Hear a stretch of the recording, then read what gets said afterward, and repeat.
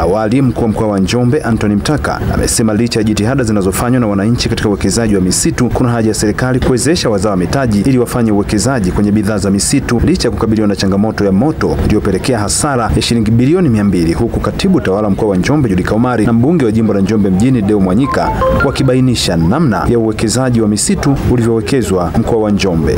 Changamoto ambayo ni kubwa ambayo tumeomba watu wa Njombe ni kuepukana na usafishaji wa mashamba ambao wanatumia kuwasha moto kusafisha mashamba. Matokeo yake madhara yanakuwa ni makubwa sana. Na mkoa wetu kwa miaka mitatu tumepata hasara zaidi ya bilioni 200 kwa sababu ya misitu kuchoma moto.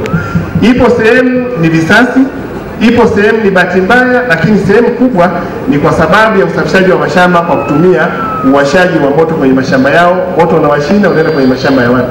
Tumeendelea kushirikiana na TFS kwa ajili ya kutoa elimu na tumekuwa na sheria za vijiji kwa ajili ya kudhibiti mioto kwenye maeneo ya vijiji ambao athari yake inakuwa ni kubwa kwa wananchi.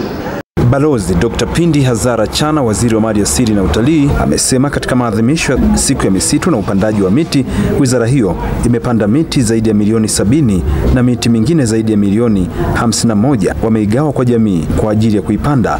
Kupitia wakala wa huduma za misitu Tanzania, katika kipindi tangu 2020 hadi sasa, wakala umefanikiwa kupanda miti takriban milioni 146 ya jamii mbalimbali, ikiwemo mikoko milioni 1.1 imezalishwa na kuoteshwa katika maeneo mbalimbali nchini. Mathalan, miche milioni 72 imepandwa katika mashamba ya miti kwenye maeneo mbalimbali, na niendelee tu kusema kwamba kazi hii muhimu inaendelea.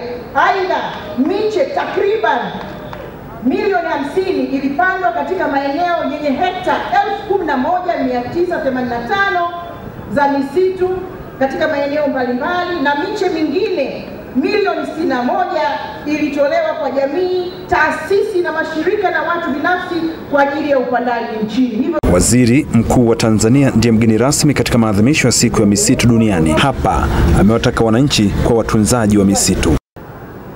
Na kwa mujibu wa takwimu zilizopo, takriban hekta 469,400 za misitu zinapotea kila mwaka. Nataka niwaambie Watanzania, tukiendelea na hali hii ya kupoteza hekta 469,400 kila mwaka, tunakokwenda sio kuzuri. Tunakokwenda sio kuzuri. Tutakosa maji hapa, tutakosa maisha. Tutakosa maji hapa, tutakosa fursa zilizopo kwenye miti. Kwa hiyo nitumie nafasi hii kuelekeza taasisi zote ambazo zimepewa dhamana ya kutunza misitu ziimarishe mipango ya kuhimili, kulinda na kuhifadhi na kutunza misitu yetu. Wizara katika hili, simamieni taasisi zenu, TFS na wengine wote waisimamie. Kwenye halmashauri zile kamati za maliasili na mazingira zisimamie jambo hili la utunzaji wa maeneo haya. Kutoka Njombe, TVE Habari, mimi ni Ibrahim Godfrey Mlele.